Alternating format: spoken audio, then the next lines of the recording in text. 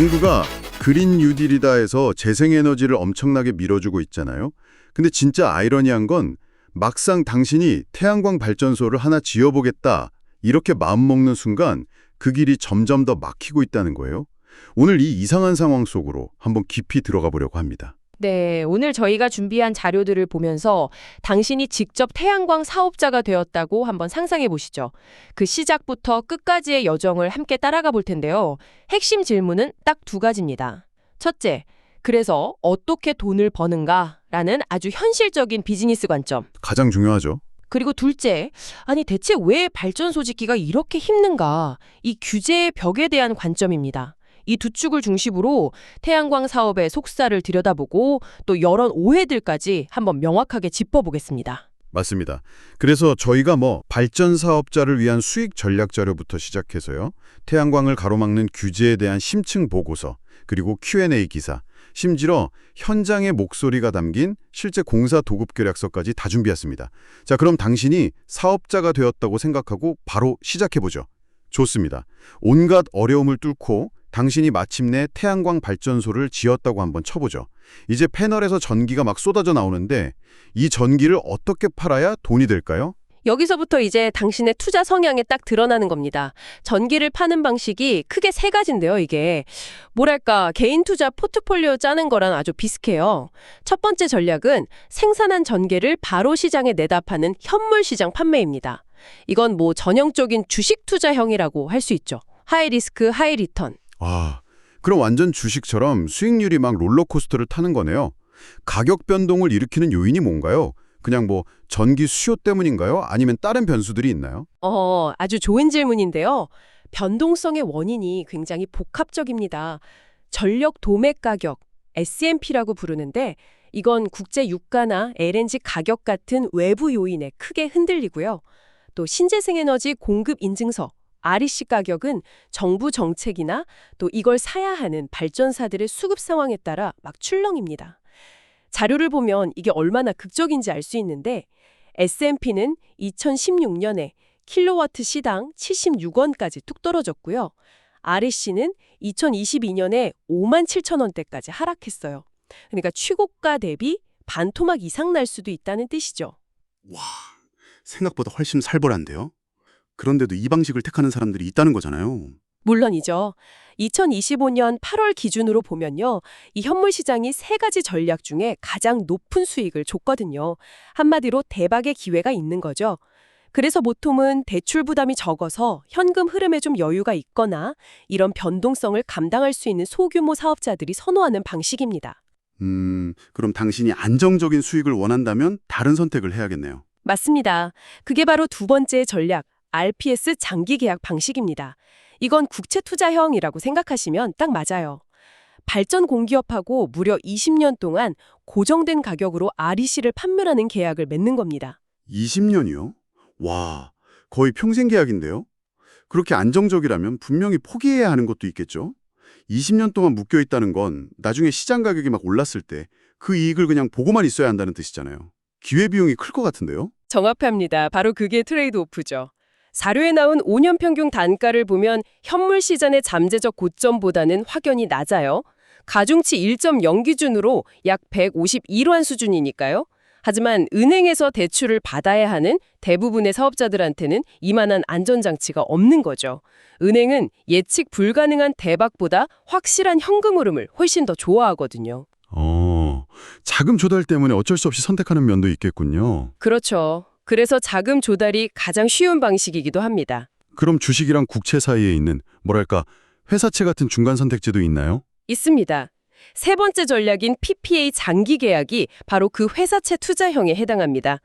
요즘 많이 얘기하는 R200, 그러니까 사용 전력의 100%를 재생에너지로 바꾸려는 민간 대기업들하고 직접 계약을 맺는 방식이에요. 아, RE 100 때문에 이 시장은 앞으로 커질 수밖에 없겠네요.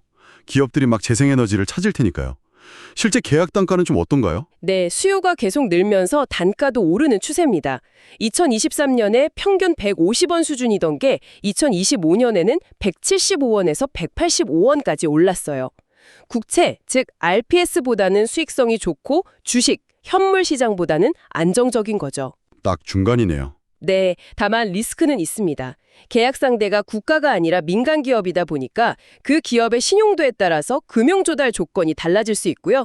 또 아직 제도 초기라서 정책이 앞으로 어떻게 바뀔지 모른다는 불확실성도 좀 있습니다. 잠깐만요. 방금 정책이 바뀔 수 있다고 하셨는데 마침 저희가 본 자료에 2026년부터 전력 판매 시스템 자체가 아예 바뀐다는 내용이 있었어요. 만약 당신이 지금 발전소를 짓고 있다면 이건 정말 중요한 변수일 것 같은데요. 방금 말씀해 주신 세 가지 전략에 어떤 영향을 주게 되나요? 네, 그게 바로 입찰 시장의 도입입니다. 기존의 변동성 큰 현물 시장이 안정성을 보강하는 방향으로 바뀌는 건데요.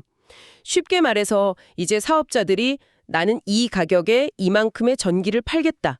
이렇게 입찰을 하고 낙찰이 되면 20년간 고정된 가격으로 전기를 팔 수 있게 되는 겁니다. 현물 시장이 장기 계약처럼 바뀌는 거군요. 그렇죠. 기존 현물 시장의 불안정성을 크게 해소하는 거죠. 여기에 더해서 전력망이 불안정해서 발전을 강제로 멈춰야 하는 출력 제어 상황이 생겨도 보상을 받을 수 있게 됩니다. 사업자 입장에서는 훨씬 예측 가능한 수익 구조를 짤 수 있게 되는 아주 중요한 변화입니다. 알겠습니다. 수익 모델은 이제 명확하게 이해가 되네요. 근데 이 계획들이 왠지 너무 순조롭게 들려요. 진짜 어려운 건 전기를 파는 단계가 아니라 애초에 발전소를 짓는 그 과정 아닐까요? 우리가 아직 못 본 가장 큰 장벽은 뭔가요? 바로 그 지점입니다. 진짜 전쟁은 땅 파기 전에 시작돼요. 기후 솔루션 보고서에서 지적하는 핵심 문제가 중앙정부는 재생에너지를 늘리라고 하는데 정작 현장의 지자체들은 온갖 규제로 발목을 잡고 있다는 겁니다. 그중에 가장 대표적인 게 바로 이격거리 규제입니다. 이격거리 규제, 그러니까 발전소를 도로라든가 주택에서 무조건 멀리 떨어뜨려 지으라는 거죠. 자료에 남은 사례들을 보니까 진짜 입이 떡 벌어지던데요. 그렇죠. 어떤 지자체는 고속도로에서 1000m를 떨어뜨리라고 하는데 심지어 논밭으로 가는 그 좁은 농로에서도 똑같이 1000m를 떼라고 해요. 농로에서 1000m요? 네. 사실상 경작지 근처에는 짓지 말라는 얘기나 다름없죠. 심지어 외딴 집이 딱 한 채만 있어도 그 집을 기준으로 규제를 적용하는 곳도 있습니다. 아니 대체 왜 이렇게까지 하는 걸까요? 지자체 입장에서도 뭔가 이유가 있을 텐데요. 이유는 딱 하나입니다. 주민 민원 때문이에요. 민원 내용을 분석해보면 생활권 및 건강권 침해 우려가 40%로 가장 많고요. 환경 파괴, 재산권 침해가 그 뒤를 잇습니다. 주민들 반발이 거세니까 지자체는 일단 규제부터 만들고 보는 거죠. 알겠습니다. 과학적인 근거를 떠나서 일단 내 집 옆에 거대한 시설이 들어선다고 생각하면 주민들 입장에서는 당연히 걱정될 수밖에 없을 것 같아요. 조용하던 마을 풍경이 바뀌고 혹시 집값에 영향이 있을까 불안한 그 마음 자체는 충분히 이해가 되거든요. 맞습니다. 그 감정적 현실을 무시할 수는 없죠. 하지만 중요한 건 그 우려들이 과연 사실에 기반하고 있는가 하는 점이에요. 이 지점에서 저희가 살펴본 Q&A 자료가 아주 의미가 있습니다. 몇 가지만 짚어보죠. 첫째, 건강 문제. 국년산 태양광 패널은 카드뮴 같은 중금속 안 씁니다. 주성분은 모래랑 같은 실리콘이죠. 인버터에서 나오는 전자파요. 우리가 매일 쓰는 노트북의 150분의 1 수준에 불과해요. 패널 닦을 때 독성 세제를 써서 토양 오염시킨다는 얘기도 단골 메뉴잖아요. 그것도 사실과 다릅니다. 패널 표면에 특수 코팅이 되어 있는데 독한 세제를 쓰면 이 코팅이 망가져요. 그래서 그냥 물로만 씻습니다. 또 25년 이상 쓰고 난 패널은 대부분 재활용이 가능해요. 주성분인 유리나 알루미늄은 그 자체로 돈이 되는 자원이고요. 가장 큰 오해 중 하나가 그 빛 반사로 인한 눈부심 문제인 것 같아요. 그게 가장 역설적인 부분이죠. 태양광 패널은 빛을 흡수해서 전기를 만드는 장치입니다. 아, 반사가 아니라 흡수. 그렇죠. 당연히 반사율을 최소화하도록 설계가 되어 있죠. 자료를 보면 실제 반사율이 하얀 페인트벽이나 심지어 물 표면보다도 낮습니다. 와, 종합해보면 과학적 사실과는 거리가 먼 오해에 기반한 민원이 결국 지자체의 과도한 규제로 이어지고 이게 국가 전체의 에너지 정책을 가로막는 상황이네요. 바로 그겁니다. 이게 얼마나 심각한지 보여주는 GIS, 그러니까 지리정보체계 분석 결과가 있는데요. 경북 구미시의 경우를 보면 이 모든 이격거리 규제를 지도에 적용했더니 시 전체 면적의 약 67%가 태양광 설치가 아예 불가능한 땅으로 묶여버렸습니다. 67%나요? 네, 이것저것 다 빼고 나니까 최종적으로 설치 가능한 면적은 시 전체의 7.4%에 불과했어요. 와, 녹색 에너지로 전환하자는 국가 목표가 한 도시의 조례 앞에서 그냥 무력해지는 순간이네요. 정말 충격적인 수치입니다. 자, 그럼 이 모든 상황이 실제 사업 계약서에는 어떻게 반영될까요? 저희가 입수한 실제 공사 도급 계약서를 통해 현장의 현실을 더 깊이 들여다보겠습니다. 이 계약서를 보면요. 단순히 건물을 짓는 것 이상의 복잡한 현실이 담겨 있습니다. 특히 제반 업무라는 조항을 좀 주목해야 하는데요. 계약서에 시공사가 그냥 공사만 하는 게 아니라 발전사업 허가, 개발행위 허가 같은 모든 인허가 절차를 문제없이 통과할 수 있도록 공사를 진행해야 한다는 의무가 명시되어 있어요. 아, 그러니까 시공사가 그냥 기술자가 아니라 온갖 규제의 벽을 뚫어주는 규제 해결사 역할까지 해야 한다는 거군요. 정확합니다. 규제 통과가 사업의 성패를 좌우하는 현실이 계약서에 그대로 녹아있는 거죠. 또 하나 아주 흥미로운 조항이 품질 보증에 관한 부분인데요. 시공사가 최저 발전량을 보증해야 한다는 내용이 있습니다. 최저 발전량 보증이요? 그건 사업자 입장에서는 엄청난 안전장치겠는데요. 이 발전소는 최소한 이 정도 수익은 보장합니다 라고 시공사가 약속하고 만약 못 미치면 손해를 물어줘야 한다는 뜻이니까요. 맞습니다. 만약 실제 발전량이 약속된 양보다 적으면 시공사는 그로 인해 발생한 손실, 즉 우리가 일부에서 다뤘던 S&P 및 REC 판매 수익 감소분을 발주자에게 전부 보상해야 합니다. 와, 우리가 앞에서 나눈 비즈니스 모델이 단순한 계획이 아니라 시공사가 목숨 걸고 지켜야 할 계약 조건이 되는 겁니다.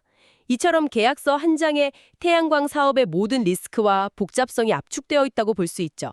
자, 그럼 오늘의 이야기 정리해 보겠습니다. 한국의 태양광 사업, 분명 다양한 전략을 통해 수익을 낼 수 있는 비즈니스 모델은 존재합니다. 하지만 그와 동시에 종종 과학적 근거가 부족한 오해에서 비롯된 지역의 강력한 규제라는 거대한 벽이 그 앞을 가로막고 있는 형국입니다. 네.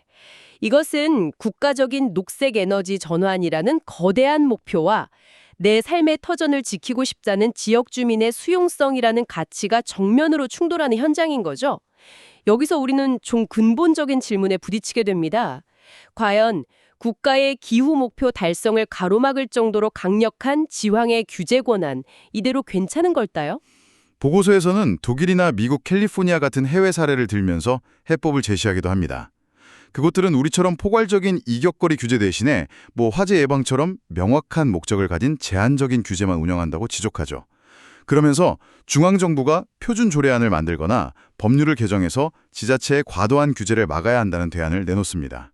바로 그 지점이 당신에게 던지는 마지막 질문입니다. 이 교착 상태를 풀기 위해서 국가적 목표 달성을 위한 중앙정부의 권한을 더 강화해야 할까요?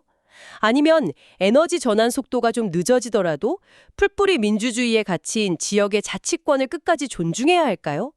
정답 없는 이 질문에 대한 당신의 생각은 어떻습니까?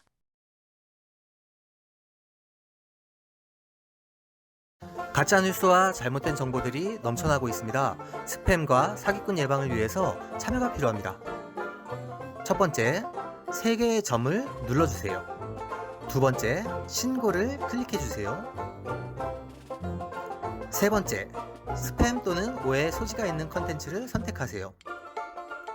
네 번째, 대량 광고 또는 사용자를 현혹하는 컨텐츠를 클릭하세요. 다섯 번째, 싫어요를 눌러주세요.